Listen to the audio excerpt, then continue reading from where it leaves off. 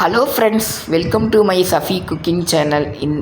இன்றைக்கி நம்ம இந்த வீடியோவில் என்ன பார்க்க போகிறோம் அப்படின்னா, மீன் சாப்பிடாத சைவ பிரியர்களுக்கு ஒரு மீன் குழம்பு, அதாவது வாழைப்பூ குழம்பு. ரொம்ப டேஸ்டியாக மீன் குழம்பு சாப்பிட்ட டேஸ்ட்டில் இருக்குங்க.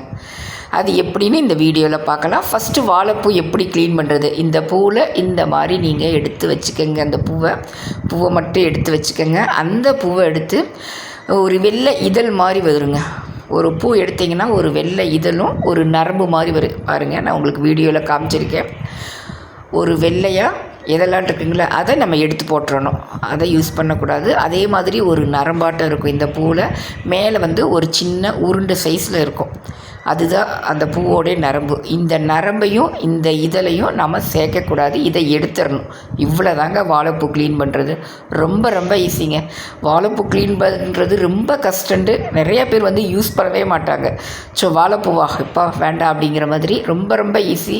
நம்ம க்ளீன் பண்ணி சமைச்சு டேஸ்ட் பார்த்துட்டோம் அப்படின்னா அடிக்கடி செய்வோம்.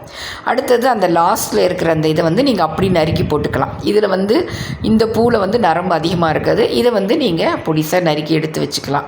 இப்போ நம்ம வாழைப்பூ க்ளீன் பண்ணிட்டோம். அதுக்கப்புறம் ஒரு பாத்திரத்தில் தண்ணி வச்சுக்கோங்க. ஒரு 2லேருந்து 3 டம்ளர் தண்ணி வச்சுக்கோங்க. கல்லுப்பு கொஞ்சம் சேர்த்துக்கோங்க. மஞ்சத்தூள் கொஞ்சம் சேர்த்து தண்ணி கொதி வந்ததும், எப்போயுமே எந்த ஒரு இதுக்குமே தண்ணி கொதி வரணும். உப்பு மஞ்சத்தூள் போட்டு மூடி வச்சிட்டிங்கன்னா ஒரு 5 நிமிஷத்தில் கொதி வந்துடும். கொதி வந்ததுக்கப்புறம் நம்ம வாழைப்பூ க்ளீன் பண்ணி வச்சுருக்கோம் பாருங்கள். அந்த வாழைப்பூவை நம்ம அதில் சேர்க்குறோம். அதில் சேர்த்துட்டு லாஸ்ட்டாக அந்த நறுக்கி வச்சுருக்கோம் பாருங்கள், லாஸ்ட்டில் இருந்த அந்த அதையும் அது கூட சேர்த்து நீங்கள் மூடி வச்சுருங்க. ஒரு 5 நிமிஷம் நல்லா மூடி வச்சிட்டிங்கன்னா கொதி வந்துடும். ரொம்ப நேரம் கொதிக்க விட வேண்டாம். சும்மா ஒரு ஆஃப் பாயில் மாதிரி கொஞ்சம் நேரம் கொதிச்சா போதும். ஓகேங்களா? 5 நிமிஷம் அதை நல்லா கொதி வந்ததும் நீங்கள் எடுத்துருங்க. எடுத்து ஒரு புளி சல்லடையில் வடிகட்டி எடுத்து வச்சுக்கோங்க. இந்த வாழைப்பூ அவ்வளோதான். வாழைப்பூ க்ளீன் பண்ணி அதை கொதிக்க வச்சு வடிகட்டி எடுத்து வச்சுக்கோங்க. இவ்வளோதான். இன்றைக்கி நான் ஒரு பூவில் பாதிப்பு குழம்புக்கும் பாதிப்பு வடைக்கு எடுத்திருக்கேன். எப்பவுமே நான் அந்த மாதிரி தான் வீட்டுக்கு செய்வேன். ஏன்னா வாழைப்பூவே சாப்பிடாத குழந்தைங்க கூட வாழைப்பூவில் வடை செஞ்சு கொடுத்தீங்கன்னா கண்டிப்பாக விரும்பி சாப்பிடுவாங்க. அதே மாதிரி மீன் குழம்பு சாப்பிடாதவங்க இந்த மாதிரி வாழைப்பூவில் குழம்பு வச்சு கொடுத்தோம்னா ரொம்ப டேஸ்ட்டாக நல்லாயிருக்கும். மீன் குழம்பு சாப்பிட்ட டேஸ்ட்டு கிடைக்கும். அந்தளவுக்கு இந்த மாதிரி ஒரு தடவை நீங்கள் செஞ்சு பாருங்கள். செஞ்சு பார்த்துட்டு கமெண்ட்டில் சொல்லுங்கள். ஓகேங்களா? இப்போ வாழைப்பூ நம்ம எடுத்து வச்சுக்கிட்டோம். அதே மாதிரி நான் வாழைப்பூ பாதிப்பூக்கு வடை, பாதிப்பூக்கு 100 கிராம் அளவுக்கு கடலப்பருப்பு ஊற வச்சுக்கிட்டு 2லேருந்து 3 மணி நேரம். ஓகேங்களா? அடுத்த வீடியோவில் வாழைப்பூ வடை எப்படி செய்கிறதுன்னு நான் சொல்கிறேன். இதில் வாழைப்பூ குழம்பு மட்டும் நான் சொல்கிறேன். ஓகேங்களா? இப்போ நம்ம அந்த பூவை எடுத்து வச்சுக்கிட்டோம். அடுத்தது ஒரு பாத்திரத்தில் 2 ஸ்பூன் நல்லெண்ணெய் விட்டுக்கோங்க. நல்லெண்ணெய் இல்லை அப்படின்னா கடலெண்ணெய் கூட நீங்கள் யூஸ் பண்ணிக்கலாம். அது கூட 1/4 டீஸ்பூன் சீரகம், 1/4 டீஸ்பூன் வெந்தயம். அது பொரிஞ்சு வந்ததும் 10 பல்லு பூண்டுங்க. அதையும் நல்லா சிம்மில் வச்சு நல்லா வதக்கிக்கோங்க. சின்ன வெங்காயம் கிடைச்சா ரொம்ப சூப்பராக இருக்கும். சின்ன வெங்காயம்னா 10லேருந்து 15 சேர்த்திக்கோங்க. சப்போஸ் சின்ன வெங்காயம் கிடைக்கல அப்படின்னா பெரிய வெங்காயம் பொடிசாக சாப் பண்ணி நறுக்கி அது சேர்த்திக்கோங்க. அதையும் நல்லா சிம்மில் வச்சு எண்ணெயில் நல்லா வதக்கிக்கோங்க. வெங்காயம் நல்லா செவந்து வந்தது கருவேப்பிலையும் சேர்த்து வதக்கிக்கோங்க.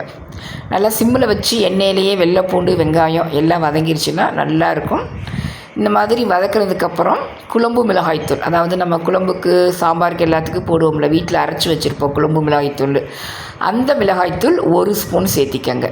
அது கூட தனி மிளகாய்த்தூள்னால் நீங்கள் சக்தி மிளகாய்த்தூள் இந்த மாதிரிலாம் யூஸ் பண்ணுவீங்கள்ல, இல்லை மிளகாவத்திலே காய வச்சு அரைச்சி பொடி செய்து வச்சுருப்போம் வீட்டில், அந்த மாதிரி தனி மிளகாய்த்தூள் அது 1 ஸ்பூன் சேர்த்திக்கங்க. மல்லித்தூள் 1/4 டீஸ்பூன். ஓகேங்களா? இதையும் மசாலா இந்த மிளகாய்த்தூள் எல்லாமே எண்ணெயில் வதக்கிக்கங்க. சிம்மில் வச்சு சும்மா ஒரு 3 நிமிஷம் அளவுக்கு வதக்கிக்கங்க. ரொம்ப கருக விட்டுறாதீங்க. ஏன்னா கருகிருச்சுன்னா குழம்போடைய டேஸ்ட்டே மாறி போயிடும். சிம்மில் வச்சு அந்த மிளகாய்த்தூள் வதங்கினதும் அதுக்கப்புறம் நான் தக்காளி ஒரு 5 தக்காளி எடுத்திருக்கேன். அதை நல்லா ஜாரில் அரைச்சி பேஸ்ட்டாக வச்சுருக்கேன். அதையும் அது கூட சேர்த்து சிம்மில் வச்சு நல்லா கிளறி அந்த தக்காளி கொஞ்சம் பச்சை வாசனை போகிற அளவுக்கு நல்லா வதக்கிக்கங்க. இந்த மாதிரி செய்யும்போது குழம்பு ரொம்ப டேஸ்ட்டாக இருக்கும். தேவைக்கேற்ப உப்பு சேர்த்துக்கங்க. சேர்த்து நல்லா வதக்கிட்டு நான் இன்றைக்கி இந்த குழம்புக்கு புளி ஒரு எலுமிச்சம்பழ அளவுக்கு புளி எடுத்து ஊற வச்சு கரைச்சி எடுத்து வச்சுருக்கேன். தக்காளி நல்லா வதங்கினதுக்கப்புறம் அந்த பச்சை வாசனை போனதுக்கப்புறம் அந்த புளி தண்ணியை நான் அதில் சேர்க்குறேன். புளி தண்ணி அதில் சேர்த்துட்டு நான் தட்டை போட்டு மூடி வச்சாரே ஒரு 5 நிமிஷம். நல்லா கொதி வந்ததுக்கப்புறம் உப்பு காரம் எப்படி இருக்குதுன்னு நீங்கள் இந்த ஸ்டேஜில் குடித்து பார்த்துக்கங்க. சப்போஸ் உப்பு காரம் பத்தலை உங்களுக்கு அப்படின்னா இதில் இந்த ஸ்டேஜில் நீங்கள் சேர்த்துக்கலாம். இல்லை சரியாக இருக்குது அப்படின்னா சேர்க்க வேண்டாம். கொதி வந்ததுக்கப்புறம் நீங்கள் குடித்து பார்த்துட்டு அதுக்கப்புறம் நம்ம வாழைப்பூ க்ளீன் பண்ணி வச்சுருக்கோம் பாருங்கள் குழம்புக்காக, அந்த பூவை இப்போ குழம்புல நம்ம சேர்த்துட்டு ஒரு 5லேருந்து 10 நிமிஷம். ஏன்னா ஏற்கனவே வாழைப்பூ வெந்திருக்கும், தக்காளி எல்லாமே நம்ம எண்ணெயில் வதக்கியிருக்கனால ஒரு 5லேருந்து 10 நிமிஷம் சால்னா வெந்ததுக்கப்புறம் குடிச்சு பாருங்கள். தேவைப்பட்டால் உங்களுக்கு விருப்பப்பட்டால் முட்டை நீங்கள் சேர்த்துக்கலாம், முட்டை பொத்து ஊற்றி. இல்லை வேண்டாம் எனக்கு முட்டை வாசனை பிடிக்காதுன்னா இந்த மெத்தடில் மட்டும் இதோடு ஸ்டாப் பண்ணிவிட்டு ஒரு 10 நிமிஷம் வெந்ததுக்கப்புறம் எடுத்து சாப்பாட்டுக்கு பரிமாறுங்க. வாழைப்பூ குழம்பு அவ்வளோ டேஸ்டியாக இருக்கும். இந்த வீடியோ பார்த்துட்டு செஞ்சு பார்த்துட்டு கமெண்ட் பண்ணுங்கள். Thank you friends.